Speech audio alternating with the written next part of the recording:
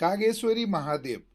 कागेश्वरी महादेवको मन्दिर कागेश्वरी मनोहरा नगरपालिका वडा नम्बर 1 गागलफेदीमा अवस्थित रहेको छ। यहाँ भाद्र शुल्क अष्टमी अर्थात् कागे अष्टमीका दिन ठुलो मेला लाग्ने गर्दछ।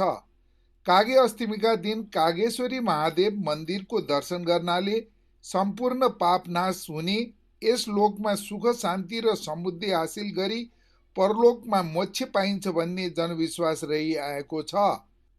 किंवदन्तीका अनुसार परापूर्व कालमा एक ग्वालाको गाईले दुध दिन कम गर्दै गएपछि ग्वालाहरूले गाईको चियो गर्दा एउटा सेतो कागले दिनौं गाईको थुनबाट दुध निकाल्दै यही गुफामा चढाउँदै गरेको देखेर गुफामा के रहेछ भनी खनी हेर्दा गुफाभित्र शिवलिङ्ग भेटेछन्।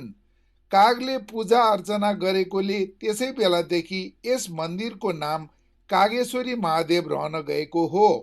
रसुवाको गोसाइँकुण्डमा मेला भर्ने दर्शनार्थीहरूले त्यहाँको पवित्र जल कागेश्वरी महादेवलाई चढाउँदा आफ्नो इच्छा पूरा हुन्छ भन्ने जनविश्वास रहिआएको छ। कागले छोएमा वा कोतरेमा यस मन्दिर पुगी कागेश्वर महादेवको दर्शन गर्नुपर्छ भन्ने जनविश्वास रहेको छ।